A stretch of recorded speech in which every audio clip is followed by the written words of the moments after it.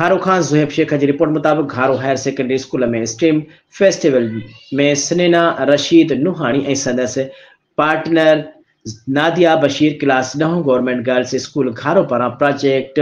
छेणो हिकु कुदरती भाण आहे पेश कयो वियो। वालदेन ऐं शहरनि पिण शिरकत कई ऐं मीडिया सां ॻाल्हाईंदे चयो त मैडम नसरीन पलीचू साहिबा हेड मिस्ट्रेस गवर्नमेंट गर्ल्स स्कूल घारो ऐं संदसि टीम जसुलन जिन स्कूल में बहितरीन प्रोग्राम करायो ऐं ॿारनि जे हिमत अफ़ज़ाई प्रोग्राम में शरीक assistant commissioner Sakro DO Thatta team Pakistan focal person Zeeshan Asghar Palijo समेत ईंदड़ तमाम मेहमाननि पारां छेड़े जहिड़े कुदरत नेमत खे इस्तेमाल करण जो ख्याल कौम के ॾियण लाइ प्रोजेक्ट के पेश करण ते नंढड़ियुनि खे शाबाश दी वई ऐं प्रोजेक्ट के बेहतरीन साराह कई वई। आयल मेहमान ख़्यालनि जो इज़हार कयो त हिन प्रोजेक्ट्स में आयल ख़्याल के मुल्क जे अवाम लाइ पेश करण यकीनी ॿारनि में मुल्क जे ख़िदमत जो जज़्बो आहे। ॿारड़ा हिन वक़्तु नंढड़ा साईंदा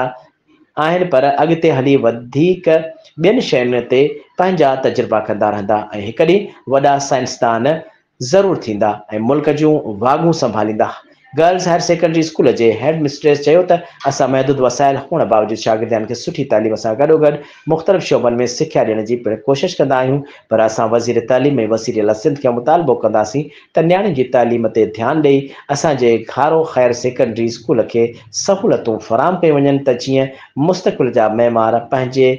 ऐं मुल्क जे रोशन मुस्तक़बिल खे संवारे सघनि ऐं आख़िर में शागिर्दनि खे इनामात पिण ॾिना विया।